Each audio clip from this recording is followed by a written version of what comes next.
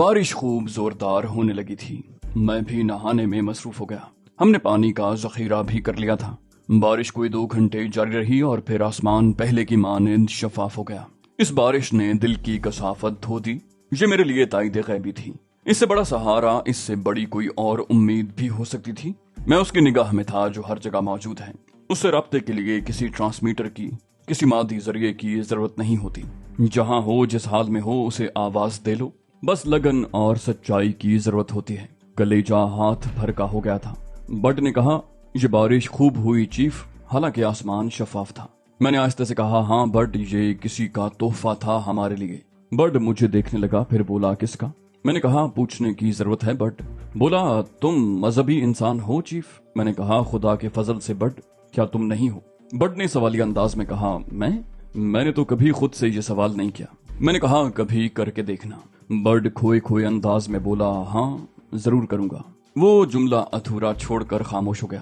میں بٹ کی صورت دیکھ رہا تھا، مگر اس نے اس کے بعد کچھ نہ کہا۔ میں نے کہا، تمہارے بارے میں کچھ نہیں جانتا بٹ۔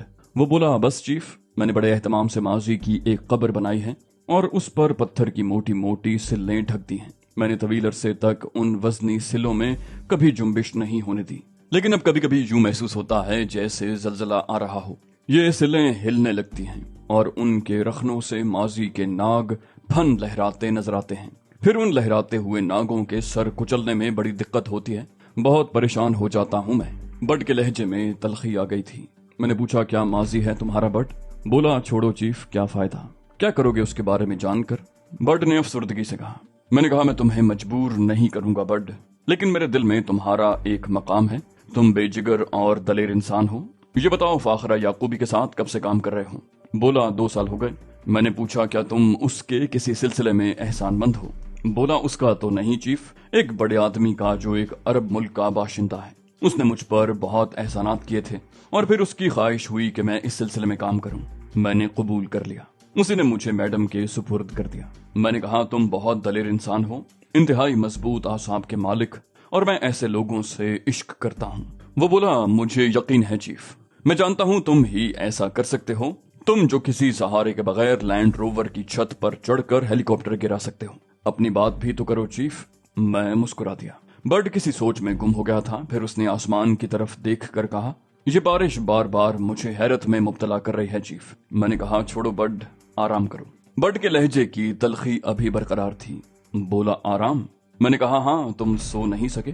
اس نے بیزاری سے کہا، یہ ٹھیک ہے چیف، لیکن اب مجھے نیند نہیں آ رہی۔ میں نے مسکرا کر اسے دیکھا۔ کیوں؟ بولا، تم شاید عبادت کر رہے تھے۔ میں نے تمہارے ہم مذہبوں کو اسی طرح عبادت کرتے دیکھا ہے۔ میں نے کہا، ہاں بٹ، میں سجدہ شکر ادا کر رہا تھا۔ میں نے بارش کی دعا مانگی تھی اور آسمان سے پانی ٹپکنے لگا۔ وہ کسی قدر تعجب سے بولا، کیا ایسا ہو جاتا ہے؟ میں نے کہا، ضرور ہوتا ہے بٹ، کبھی سچے دل سے کوئی دعا مانگو۔ بولا، کیا مانگوں، کس سے مانگوں؟ کچھ بھی تو نہیں چاہیے مجھے، کرنا بھی کیا ہے کسی چیز کا۔ زندہ ہوں اور جب تک زندگی ہے زندہ رہوں گا۔ ہر کام اسی اعتماد سے کرتا ہوں کہ جو ہونا ہے وہ ضرور ہوگا، اسے روکا نہیں جا سکتا، اور جو نہیں ہونا وہ نہیں ہوگا۔ مجھے تو کچھ بھی نہیں چاہیے چیف، کسی شے کی ضرورت نہیں ہے، زندگی کی بھی نہیں۔ اب اس کے لہجے میں یاسیت اود کر آئی تھی۔ میں نے نرمی اور محبت سے کہا، دل ہلکا کرو بڈ، اپنے بارے میں بتاؤ۔ بولا، بتانے کی کوئی بات نہیں ہے چیف، کوئی کہانی ہو تو سناؤ۔ انسانوں ہی کی ایک بستی کا باشندہ ہوں، کوئی بھی نام فرض کر لو اس بستی کا۔ انسان ہر جگہ یکساں ہوتے ہیں۔ ایک گھر تھا جہاں ہوش سنبھالا تھا، آرام کی جگہ تھی، کوئی تکلیف نہیں تھی اس گھر میں، خوشحال زندگی تھی۔ ایک ماں تھی، ایک باپ بھی تھا، اور ایک ننھی سی بہن جو مجھے سب سے اچھی لگتی تھی، سب سے اچھی، نیگی نیلسن، سبز آنکھوں والی مسکراتی گڑیا جو میرے دل و دماغ پر حکمران تھی۔ پھر کچھ مزے کا خیز واقعات ہوئے، جن میں پہلا واقعہ میری ماں کی موت تھا۔ وہ مر گئی اور ہم دونوں بہن بھائی پریشان ہو گئے۔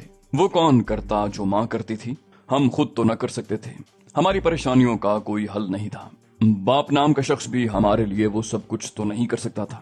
میں نے نیگی کے لیے وہ سب کچھ کرنا شروع کر دیا جو ماں کرتی تھی، اسے بناتا، سنوارتا، غسل کراتا، اسکول بھیجتا اور وقت پر کھانا کھلاتا۔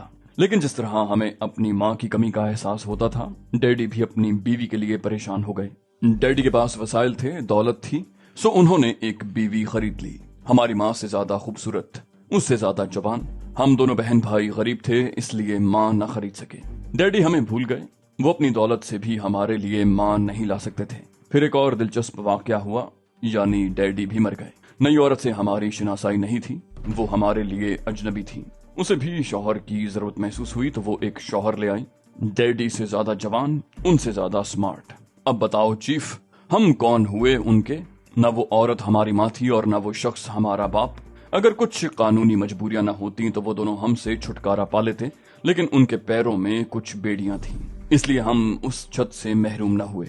हाँ, जब नेगी के रुखसारों पर जवानी की शफक फूटी तो माँ ने अपने किसी रिश्तेदार को उसे तोहफा दे दिया। दुनिया के दिखाने को वो एक शादी थी। वेडन एक शराबी और जुआरी शख्स था, किसी वक्त होश में न रहने वाला। नेगी के रुखसारों की शफक डूबने लगी, उसकी आंखों के गिर्द हल्के नमूदार हो गए, वो खांसने लगी। एक दिन मैं अपनी बहन के फ्लैट में दाखिल हुआ तो वेडन मेरी बहन को बुरी तरह पीट रहा था। वो सिसकियां ले रही थी। मैंने वेडन को पकड़ लिया। मैंने गुस्से से चीख कर कहा, ये क्या कर रहे हो तुम? वो धाड़ा, कौन हो तुम? मैंने कहा, मैं नेगी का भाई हूँ। वो बोला, और मैं इसका शौहर, समझे? फौरन बाहर निकल जाओ, मियाँ बीवी के मामलात में किसी और को दखल नहीं देना चाहिए। मैंने कहा, वेडन, नेगी मेरी बहन है, ऐसी बहन जिसकी परवरिश खुद मेरे हाथों हुई है। वो बोला, और इसके बाद तुमने इसे मेरे हवाले कर दिया, ये याद है तुम्हें? मैंने कहा, हाँ याद है, लेकिन इसकी ये हालत बनाने के लिए नहीं। वो बोला, देखो मिस्टर बड, जो चीज मेरी मिल्कियत है उसके साथ मैं जो कुछ भी करूं, इसमें किसी दूसरे को मुदाखलत नहीं करनी चाहिए। दरवाजा खुला है, बाहर निकल जाओ फौरन। उसने उंगली से इशारा किया। मैंने नेगी की तरफ देखा, वो सिसकियां ले रही थी। तब मैंने आहिस्ता से कहा, खुद को तब्दील करो वेडन, मैं अपने हाथों से सींचे हुए पौधे को मुरझाते नहीं देख सकता। वेडन धाड़ा, गेट आउट, और मैं खामोशी से बाहर निकल आया। लेकिन मेरा दिमाग खोल रहा था। नेगी की जिंदगी के लिए ये अजाब मुझे गवारा नहीं था। बहुत से मंसूबे मेरे जहन में आ रहे थे, लेकिन नेगी से मशवरा किए बगैर मैं कुछ नहीं कर सकता था। फिर एक बार मैं उससे तन्हाई में मिला। नेगी, मैं तुम्हें इस हाल में नहीं देख सकता, इस तरह तो तुम मर जाओगी। वो बोली, मैं क्या करूं बट, तुम बताओ। मैंने कहा, इससे अलहदगी इख्तियार कर लो। वो बोली, इसके बाद क्या होगा? मैंने हैरानी से कहा, क्या मतलब? बोली, कहाँ जाऊंगी मैं? क्या वापस उसी घर में जहां हमारे लिए कुछ नहीं है? तुम एक घर हासिल कर लो, उसके बाद भी अगर वेडन ने अपना रवैया तब्दील न किया। वो जुमला अधूरा छोड़कर सिसकियां लेने लगी। मैंने कहा, ठीक है नेगी, मैं तेरे लिए सब कुछ करूंगा। और उसके बाद मैंने मुलाजिमत तलाश की। एक शनासा ने मुझे एक कंपनी में मुलाजिम करा दिया। वेडन भी उसी कंपनी में काम करता था। वो मुझसे आला ओहदे पर था, इसलिए मेरे साथ हमेशा हक़ारत का सलूक करता। एक दिन मैं नेगी से मिला तो उसने बताया कि वेडन ने अपना रवैया कुछ तब्दील कर लिया है और एक अच्छा इंसान बनने की कोशिश कर रहा है। मैंने उसे कहा कि अगर वो खुश है तो मुझे वेडन से कोई शिकायत नहीं है। मैंने दफ्तर में वेडन की इज्जत करना शुरू कर दी, जबकि पहले सब कुछ उसके बरक्स था। लेकिन वेडन का रवैया बदस्तूर रहा। वेडन के अच्छे इंसान बनने के कुछ असरात नेगी के चेहरे पर नुमायां न थे। और एक दिन मैंने उस अच्छे इंसान की अच्छाइयां फिर अपनी आंखों से देखी। मैं अचानक उनके फ्लैट में दाखिल हुआ था। अंदर से रोने और चीखने की आवाजें आ रही थीं। वेडन नेगी को बुरी तरह पीट रहा था। थप्पड़, लातें, घूंसे और उनके दरमियान नेगी की चीखो पुकार। वो मुझे देखते ही चिल्लाया, तुम यहाँ क्यों आए हो? मैंने बरहमी से कहा, ये क्या हो रहा है? बोला, तुमसे मतलब। मैंने सर्द लहजे में कहा, वेडन, क्या तुम खुद को नहीं संभाल सकते? जवाब में उसने मुझे गाली दी और नेगी को छोड़कर मुझ पर झपटा। लेकिन उसके उठे हुए हाथ को मैंने पकड़ लिया और सर्द लहजे में कहा, मैं तुम्हारे इस हाथ को शाने से उखाड़ सकता हूँ वेडन, लेकिन एक मौका और देता हूँ, संभल जाओ। वो बोला, निकल जाओ मेरे घर से। मैंने कहा, नहीं वेडन, ये इतना आसान नहीं है जितना तुम सोच रहे हो। वो बोला, मैं तुम्हें गिरफ्तार करवा सकता हूँ। मैंने कहा, मुमकिन है तुम ऐसा कर सको, लेकिन उसके बावजूद मैं तुम्हें नहीं छोड़ूंगा, ख्याल रखना। वेडन ने जो कहा था कर दिखाया। उसने अपने एक इंस्पेक्टर दोस्त से मिलकर मेरे खिलाफ एक केस बनाया और मुझे 1 साल की सजा करा दी। मैं बेगुनाह जेल पहुंच गया और मेरे दिल में वेडन के खिलाफ नफरत का तूफान उमड़ आया। मुलाकात के दिन कोई मुझसे मिलने आया। नेगी के अलावा कौन हो सकता था? उसकी हालत पहले से भी खराब थी। पूरी कायनात में चीफ उसके अलावा कोई नहीं था मेरा। वो हर मुलाकात के दिन वेडन से छुप कर आती, मेरे लिए खाना और जरूरत की दूसरी चीजें लाती।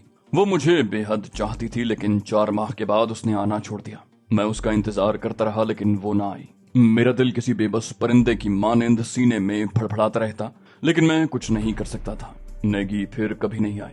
मैं अफसुर्दगी की जिंदगी गुजारने लगा। इस दौरान जेल के अफसरान को मुझसे कोई शिकायत न हुई और इसी वजह से 8 माह के बाद मुझे रिहा कर दिया गया। वेडन यकीनन मुतमईन होगा कि मैं 1 साल तक जेल में रहूंगा, इसलिए मेरे पास मौका था। मैं खामोशी से पहले नेगी की खैरियत मालूम करने गया। उसके फ्लैट में कोई दूसरा खानदान आबाद था। मेरा दिल धक से रह गया। फिर वही हुआ जिसका मुझे खदशा था। मुझे इल्म हो गया कि नेगी मर चुकी है। उसकी मौत की वजह मैं जानता था। मैंने बड़ी एहतियात से वेडन के बारे में मालूमात हासिल की। वो उसी कंपनी में काम कर रहा था और उन दिनों अपनी महबूबा के साथ मुकीम था। उसे इंतकाम लेने के अलावा अब मेरी जिंदगी में और कुछ नहीं था। वेडन के मामूलात के बारे में छानबीन करने लगा और फिर मैंने एक मंसूबा तैयार कर लिया। वेडन अक्सर होटल डैन्यूब जाता था।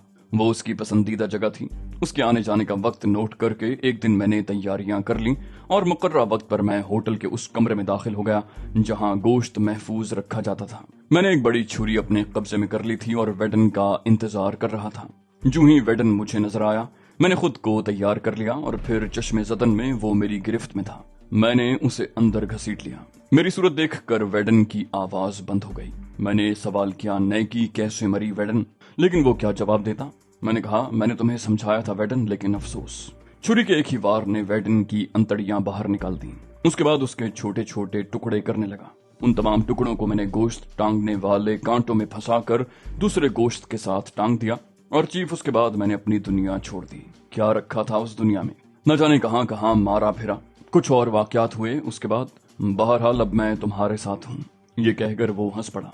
जिंदगी बेवकत है, मेरे लिए बिल्कुल बेवकत। मैंने कहा, तुम्हारी कहानी दुख भरी है बड, मैं तुम्हारे लिए अफसुर्दा हूँ। बड ने हंसते हुए कहा, अरे नहीं चीफ, मैं खुद अपने लिए अफसुर्दा नहीं हूँ तो तुम क्यों होते हो? उसकी हंसी में कितनी कराहें थी मैं अच्छी तरह महसूस कर रहा था। एक गमनाक सी खामोशी हमारे दरमियान छा गई थी। सुबह का उजाला रेंगता आ रहा था, फिर रोशनी हो गई। मैं और बर्ड उठ खड़े हुए। खाने के लिए कुछ नहीं था। हमने थोड़ा थोड़ा पानी पिया और आगे बढ़ गए। कुछ दूर चलने के बाद उफक में एक पहाड़ी दीवार सी नजर आई। हम नए अज़्म और हौसले के साथ बढ़ते रहे। अब कुछ जिंदगी के आसार महसूस होने लगे थे। चंद आबी परिंदे उड़ते नजर आए। फिर एक जानवर भी हमारे सामने से गुजर गया जिसके बारे में कोई अंदाजा नहीं हो सका था कि क्या है। हमारा रुख धुंधलकों से झांकती हुई उसी पहाड़ी की जानिब था, लेकिन उसका फासला कम नहीं था। वो पूरा दिन भी सफर की नजर हो गया। हम आपस में मुख्तलिफ उमूर पर गुफ्तगू करते हुए आगे बढ़ते रहे। अब हमें किसी भी बात की जल्दी नहीं थी, बस पैरों तले आने वाले रास्ते तय करना थे और ये सिलसिला उस वक्त तक जारी रखना था जब तक किसी मंजिल का सुराग न मिल जाए। एक बार फिर शाम करीब आ गई थी। भूख ने भी खासा निढाल कर दिया था। ये तमाम दिन हमने सिर्फ पानी के सहारे ही गुजारा था। इस दौरान चूंकि जिंदगी के कुछ आसार सफर के दौरान नजर आए थे, लिहाजा कुछ उम्मीद बंध गई थी कि शायद आगे जाकर शिकम भरने का कुछ बंदोबस्त हो सके। उस वक्त सूरज मगरिब की दहलीज पर सर झुका रहा था कि हवाओं के साथ कीचड़ और पानी की बू आने लगी। गालिबन करीब ही कोई नदी मौजूद थी।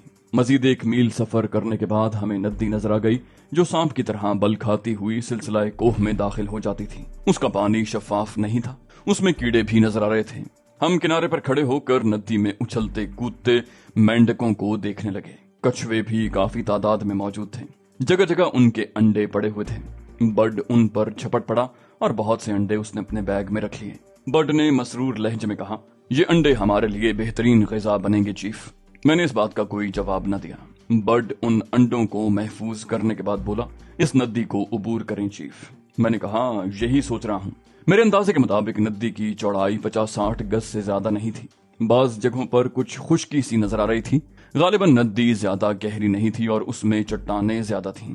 ये चट्टानें जगह जगह पानी में उभरी हुई थीं। नदी के किनारे भी ऐसी ही चट्टानों से पटे पड़े थे।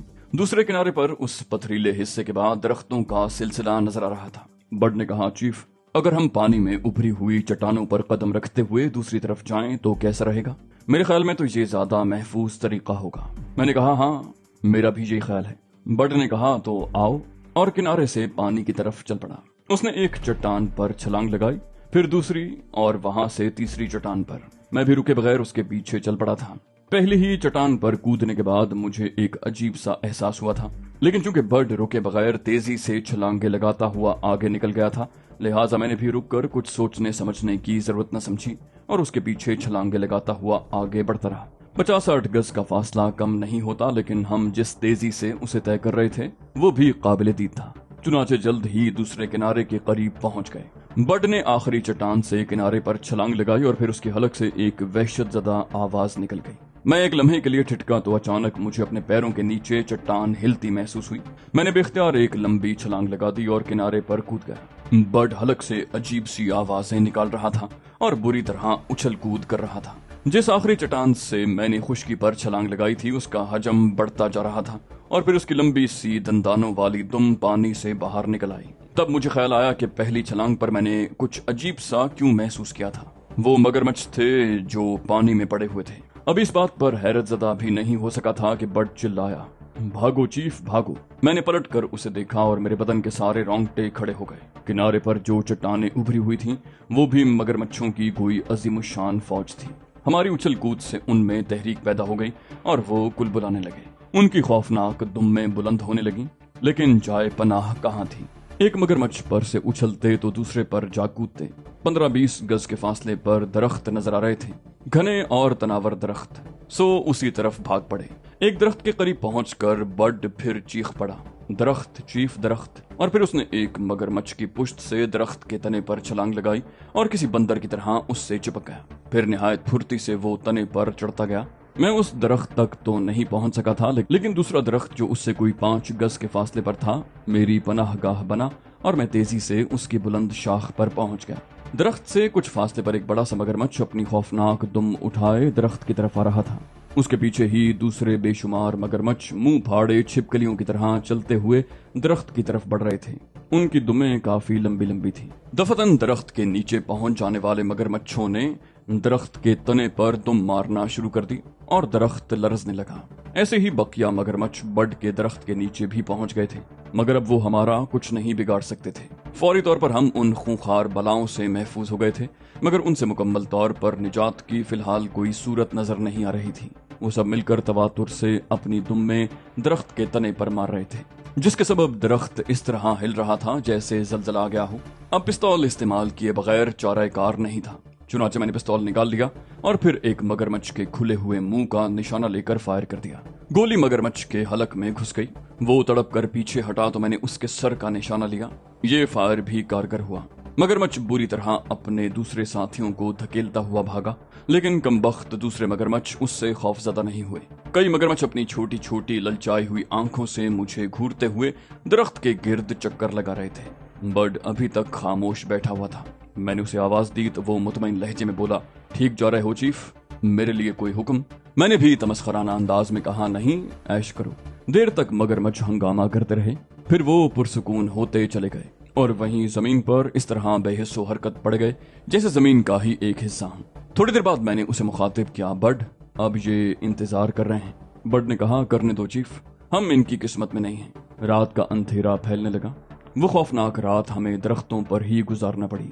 मगरमच्छों के खौफ के अलावा दीगर जंगली जानवरों की आवाजें भी हमें बेदार रखने के लिए काफी थी, लेकिन कमबख्त थकन इस तरह गालिब थी कि आंखें खुली रखना मुश्किल हो रहा था। हर लहजा खतरा था कि कहीं नीचे न जा पड़े। मैं बुरी तरह टूट रहा था।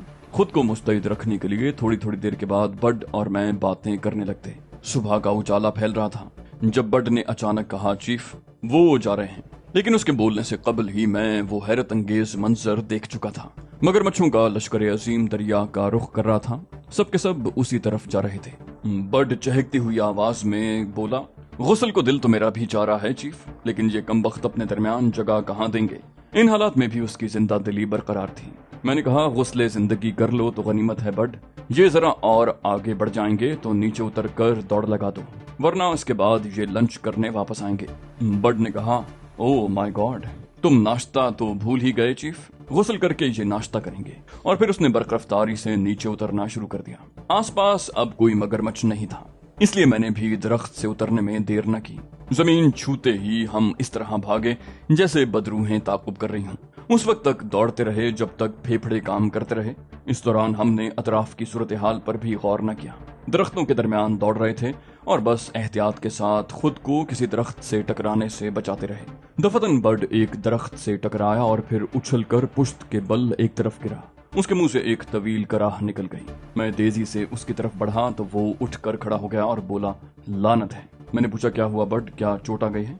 बोला, नहीं चीफ, नुकसान हो गया। इतना वजन कमर पर लाद कर भागते हुए मुझे बड़ी दिक्कत का सामना करना पड़ा था।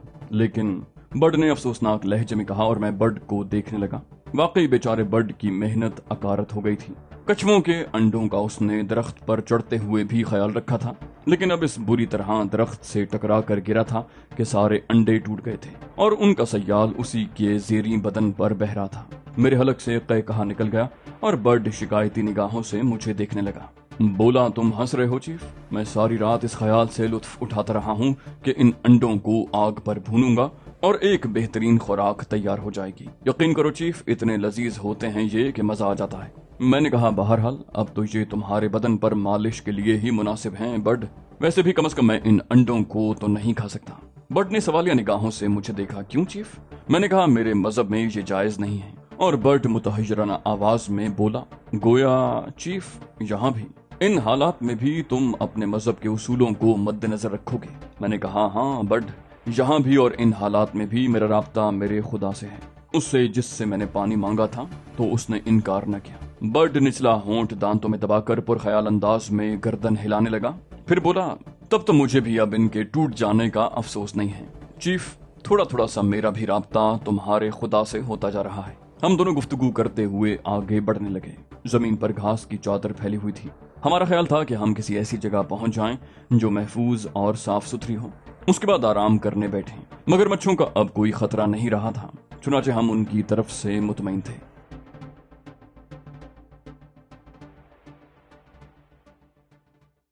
तो दोस्तों, ये थी हमारी आज की एपिसोड। उम्मीद करते हैं आपको हमारी कहानी पसंद आई होगी। जाने से पहले इस वीडियो को लाइक कीजिए और शेयर करना मत भूलिए।